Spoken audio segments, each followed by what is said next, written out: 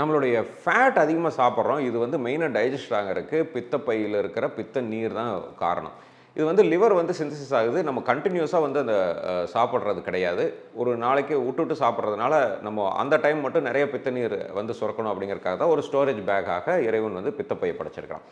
So உற்பத்தி ஆகிற பித்த நீர் எல்லாமே கொஞ்சம் பார்ஷியலா வந்து சிறுகுடல் சென்றடைஞ்சுட்டு, கொஞ்சம் வந்து ஸ்டோர் ஆயிக்குது. நம்ம சாப்பிடும்பொழுது அந்த ஸ்டோரேஜ் பித்த நீர் வந்து உணவோட கலந்து ஈஸியாக டைஜஷனுக்கு யூஸ் ஆகும். ஸோ இந்த ப்ராசஸில ஏதோ ஒரு ப்ராப்ளம் இருந்தது அப்படின்னா, இந்த தேங்கி நின்னுட்டு இருக்கிற பித்த நீர்ல வந்து பித்தப்பை கற்களாக மாறி அந்த இடத்துல சொலிடிஃபை ஆயிருது. இது மெயினா வந்து யார் யாருக்கு ஆகுது அப்படின்னா வந்து பெண்களுக்கு ஆகலாம், நெறைய கொலஸ்ட்ரால் இருக்கிறவங்களுக்கு ஆகலாம், நெறைய ஈஸ்ட்ரோஜன் ஹார்மோன்ஸ் ஆர் இந்த மாரி எடுத்துக்கிறவங்களுக்கு ஆகலாம், டயபெட்டிஸ் பேஷண்ட்ஸ்க்கு ஆகலாம். இந்த பித்த பேக் வந்து ஈஸியா கன்ட்ராக்ட் ஆகி நான் ஃபங்ஷனல் கால் பிளாடர் சிண்ட்ரோம்னு சொல்லுவோம். ஃபங்ஷன் வந்து கம்மியா இருந்து ஃபுல்லா எம்ப்டி பண்ண முடியாத ஒரு பித்த பையாக இருக்கிறவங்களுக்கு ஆகலாம். இது எல்லாமே ஆயிருச்சு அப்படின்னா, எந்த வகையான ஸ்டோனா இருந்தாலும் அது ஒரே மாரியான சிம்ப்டம்ஸ தான் ஏற்படுத்த போகுது. சரிங்க டாக்டர், என்னென்னலாம் பித்தப்பையில கல் இருந்தா எனக்கு ஒரு அறிகுறிகளா இருக்கும் அப்படின்னா வந்து, ஒரு நல்ல விஷயம் என்னன்னா, ஒரு 60% பாப்புலேஷனுக்கு வந்து பித்தப்பையில கல் இருந்ததுனால எந்த விதமான சிம்ப்டமுமே இருக்காது. அது பாட்டுக்கு இருக்கும். நம்ம ஏதோ ஒரு நாளைக்கு ஏதோ ஒரு ஸ்கேன் பண்ணி பார்ப்போம். அந்த இடத்துல ஒரு பித்தப்பையில ஒரு கல் இருக்குன்னு சொல்லுவோம். பட் உடனே கேட்டோனே இதுவரைக்கும் எந்த பிரச்சனையும் இல்லையே, நம்ம அத இக்னோர் பண்ணிட்டு போயிருவோம். சில சமயங்கள் ஒரு 40% வந்து பிலியரி கோலிக், அதாவது லைட்டாக வலி ஏற்படும். அது எந்த மாரியான வலி அப்படின்னா, ஸ்பெசிஃபிக்கா நம்ம சாப்பிட்டதுக்கு அப்புறம் வலது பக்கம் மேல் வயித்துல ஒரு மாரியான ஒரு சுண்டி பிடிக்கிற மாரியான ஒரு நம்ம வந்து அத கேஸ் பிடிச்சிருக்கு அப்படின்னு நினைப்போம். நாளடைவில அது அப்படியே கொஞ்சம் கொஞ்சமா ரிலீவ் ஆகி ஃப்ரீ ஆயிரும். ஸோ இப்படியே கடந்துகிட்டே போகும். ஒரு முடியாத ஒரு சூழ்நிலையில தான் அது வந்து நம்ம டாக்டர பார்த்து டயக்னோஸ் பண்ணுவோம்.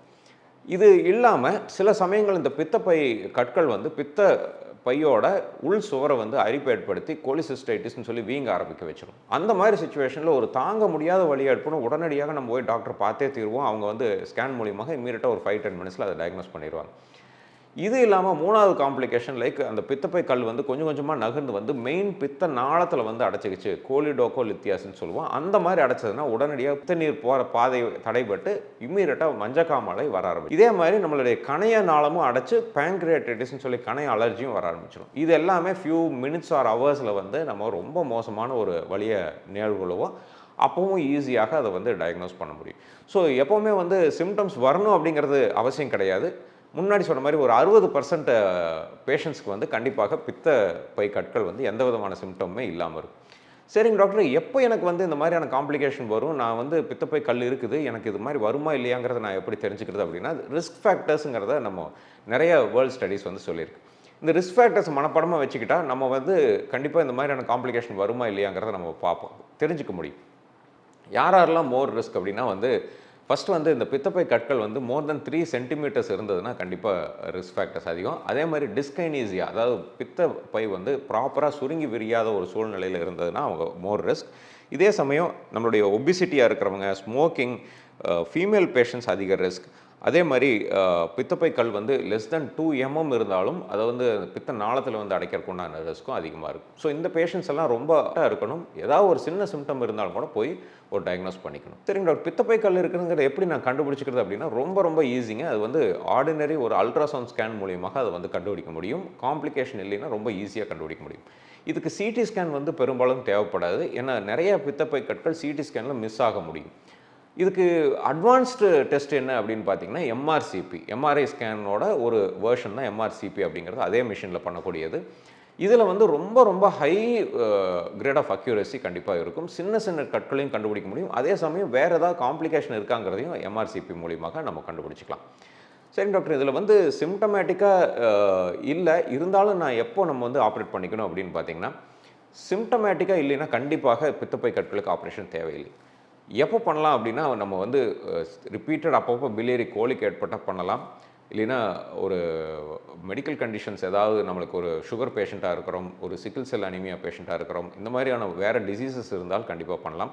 நம்ம பேரியாட்ரிக் சர்ஜரி பிளான் பண்ணுறோம் அப்படின்னா பண்ணணும். இல்லை ஆர்கன் டிரான்ஸ்பிளான்ட் ரெசிபியன்ஸாக இருந்தால் பண்ணணும். இதெல்லாம் ரொம்ப ரேரான ஒரு இண்டிகேஷன் தான். பட் பொதுவாகவே பித்தப்பை கல் இருந்தால் ஏசிம்ப்டமேட்டிக்காக இருந்தால் ஜஸ்ட் வெயிட் அண்ட் வாட்ச் தான் அதனுடைய சிம்ப்டம் ட்ரீட்மெண்ட் ஆப்ஷனாக இருக்கும். சரி, என்ன ட்ரீட்மெண்ட் ஆப்ஷன் டாக்டர் இதுக்கு அப்படின்னா வந்து ரொம்ப ரொம்ப சிம்பிளான சர்ஜரி தான்.